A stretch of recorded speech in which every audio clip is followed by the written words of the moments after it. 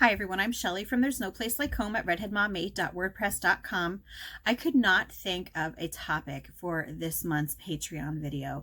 And so I started going over in my head some of the suggestions that I've had from people or some questions that I've gotten very often from people. And the one thing that came to mind was this: money saving tips for the large family.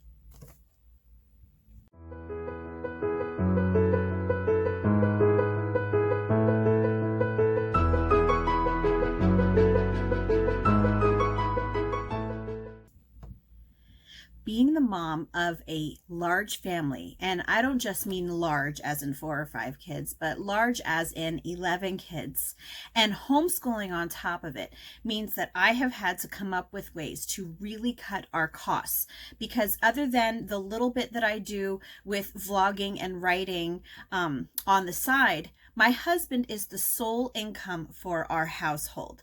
And so we have really had to find ways to cut corners. And I thought that I would share some of those ways with you, because I know that some of you are just starting out with your families and you're planning on having more kids and you're kind of fretting about it, wondering how in the world are we ever going to do this, especially on one income and especially with homeschooling on top of it.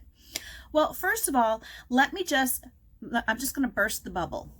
There is no perfect answer to this. And another thing is that it's not easy. I don't have the solution that is going to make everything hunky-dory and you're never going to feel like you are sacrificing anything, because you know what? Being a parent in general, not even of just a large family, but in general, is a sacrifice. And when you are a parent of a large family or an extra large family, that is all the more sacrifice that you have to be prepared for. And unfortunately, I'm finding that a lot of people in the world today, they don't want to sacrifice their lifestyles. They don't want to give anything up. They like the way that things are, but then they wonder how it is that other people like me, possibly people like you, could get by on the amount of money that we do. So I'm just going to share with you some of the things that we do in our family to cut the costs. And again, no magic pill for this, but maybe you aren't doing some of these things and it might give you some ideas. So first of all, we have one car. And you know, a lot of people feel like they need 2 cars. They must have 2 cars. But do you really need 2 cars? I understand it's hard to only have 1 car. Believe me, all of the doctor's appointments that we have and dentist appointments that we have, I understand that it's tough if you don't have a car at home and your husband leaves for work and you're sitting there wondering, how in the world am I going to make all these appointments? But you know what? You drive your husband to work. I have gotten up very, very, very often at 3:45 in the morning to drive my husband to work, which is about 45 minutes away, so that I could have the car for my children's appointments or for my appointments or whatever we needed it for. You can get by on 1 car. You just have to learn to, the key word for this video is sacrifice. And another thing that I want to say is, don't always believe that you have to have the newest car or a brand new car or an expensive car. I strongly suggest that you look for a used but well-running car that you can buy outright, that you will not have to make payments on. Because not only that, they're often less expensive when it comes to paying for the car insurance as well. So another tip that I have for you is eat out as little as possible. Our family probably eats out less than half a dozen times per year. I'm thinking we probably eat out about 3 or 4 times a year. And when I say eat out, I'm not talking Red Lobster. I'm not talking these nice restaurants that serve this beautiful food. When I say eat out, I'm talking Taco Bell. I'm talking takeout. I'm talking drive-throughs. That is our version of eating out. And yeah, you can have special occasions, maybe a birthday or something where you will eat out. But so much money is spent by families in eating out constantly. And you know what? It's a convenience. If you have a busy life and you haven't, planned ahead for a meal, yeah, that can be very often the go-to thing that you do. You just, stop and pick up some food or go out and get something to eat. So much unnecessary money is spent on that. The amount of money that you spend on eating out, you could probably get weeks worth of groceries with. So that's another sacrifice that you have to make, eating out. So another thing that I strongly suggest is just say no to cable. Cable is garbage. There is nothing good on anyway. Look at the commercials. Look at the morals that are being pushed in all of the TV programming. And that's why they call it programming. They're programming you to start believing these things. No, you don't need cable. If you want to, put in a few extra dollars a month for Netflix, do that. PureFlix, do that. If you have a Roku TV, there's a lot of free stuff to watch on there. There's another TV app that you can watch for free on a smart TV called Tubi. And you know what? That's what my kids and I watch all the time. And let's not forget YouTube. YouTube is also free unless you pay for the premium YouTube. But YouTube is generally speaking free. There are so many things that you and your children can find to watch on YouTube. YouTube even has free movies. Yes, you definitely have to watch the content on YouTube because a lot of it is iffy. But if you are conscientious about it and if you are intentional about it, you do not need cable at all. In fact, do you even need a TV? Okay, so another thing is that we do not take exotic vacations. Usually when my husband is on vacation from work, we have staycations. We simply find things around where we live to do. And the things that we look for to do are usually free.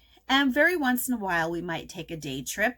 2 summers ago, we took a day trip to Ocean City, New Jersey, which was about a 3-hour trip from our house. And that was a real treat for us. Even something like that is something that we don't do very often.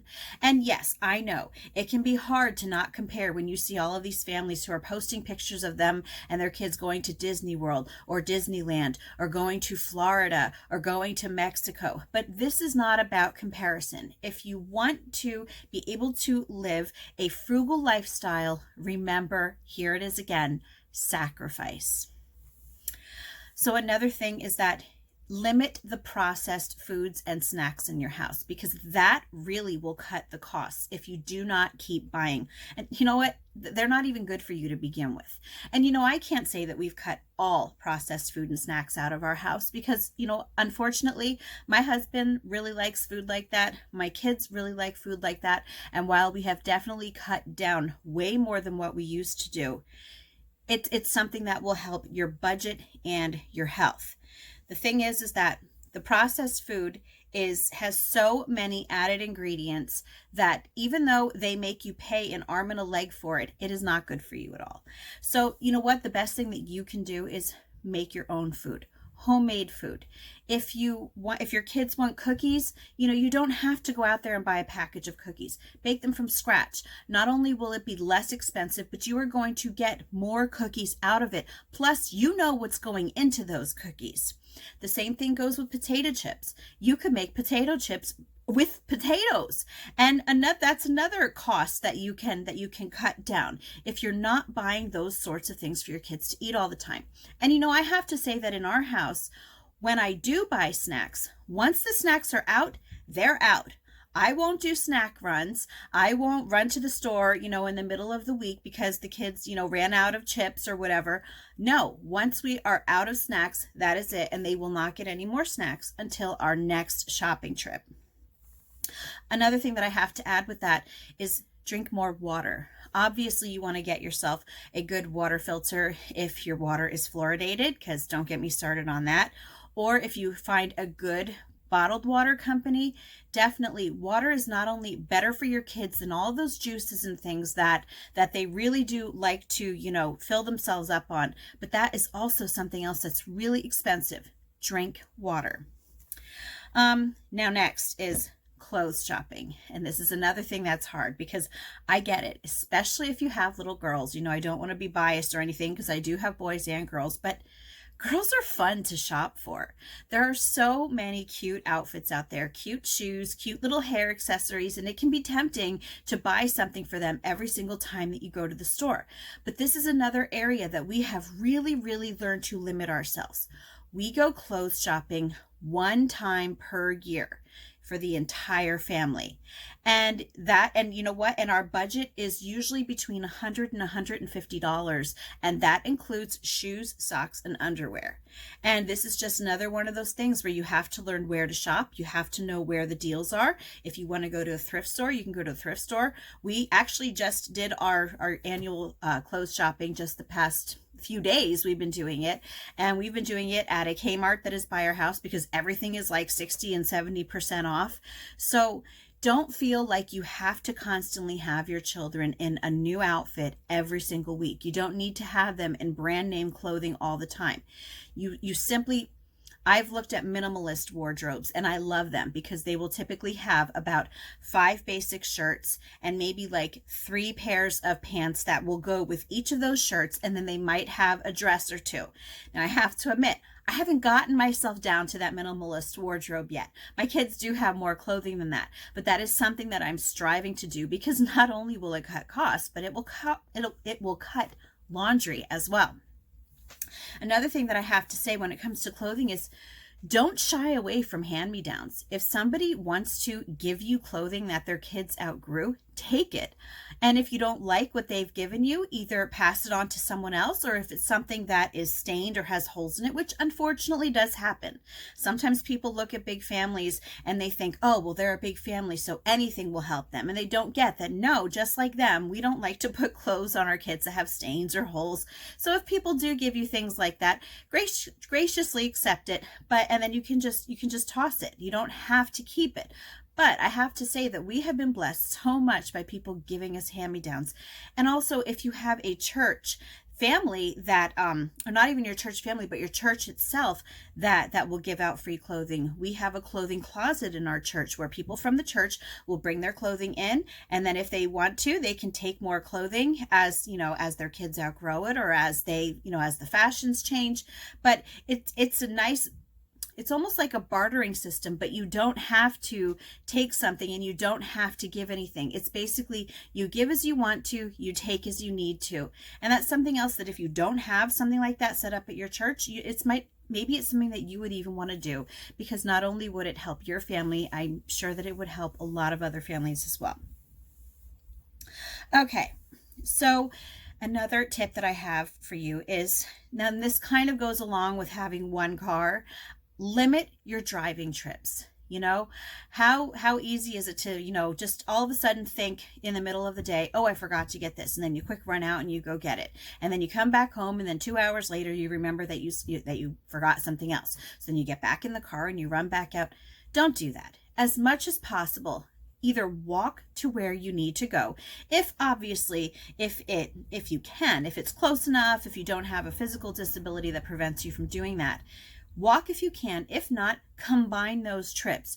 Do you really need to be out and about 3 or 4 times a day? There are some times that I don't leave my house more than like twice a week in a car.